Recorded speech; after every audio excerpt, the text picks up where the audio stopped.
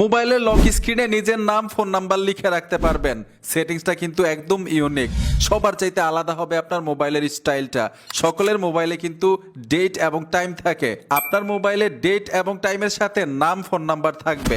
একদম ইউনিক, একদম uncommon. Interesting বিষয়টা হচ্ছে আপনার মোবাইলটা যদি কখনো হারিয়ে যায়, লক স্ক্রিনে যদি আপনার নাম এবং ফোন নাম্বার লেখা থাকে, এই মোবাইলটা খুঁজে পাওয়ার একটা চান্স থাকবে। আরেকটা মজার বিষয় হচ্ছে যে দেখবে আপনার লক স্ক্রিনটা অবাক হয়ে থাকবে আপনার নাম এবং ফোন নাম্বার কিভাবে সেট করলেন। লক স্ক্রিনে নিজের নাম ফোন নাম্বার লেখার জন্য গুগল ক্রোমে চলে আসবেন, সার্চ বক্সে লিখতে হবে টেকলিন, লিখে সার্চ করবেন, তাদের অফিসিয়াল ওয়েবসাইট চলে আসবে, এখানে ট্যাপ দিবেন।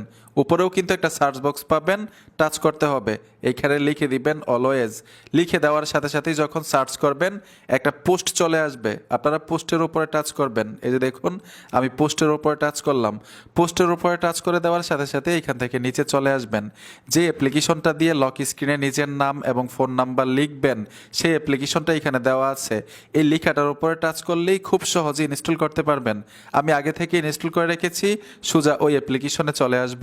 এখানে অ্যাকসেপ্টে টাচ করার পরে টিক মানে ট্যাপ দিবেন, 4টা পারমিশন চাইছে, এখান থেকে পারমিশনগুলো দিতে হবে অ্যাপ্লিকেশনের।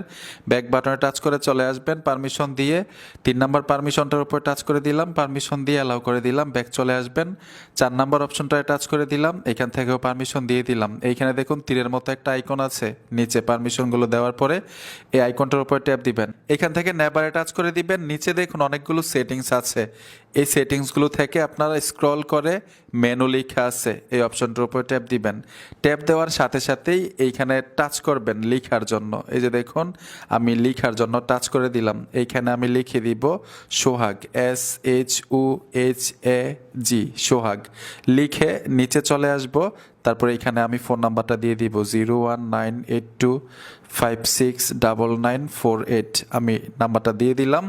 দেওয়ার পরে উপরে দেখুন একটা পারমিশন দেওয়ার মতো অপশন আছে, এখান থেকে এই পারমিশনটা অন করতে হবে। আমি পারমিশনটা অন করে দিলাম।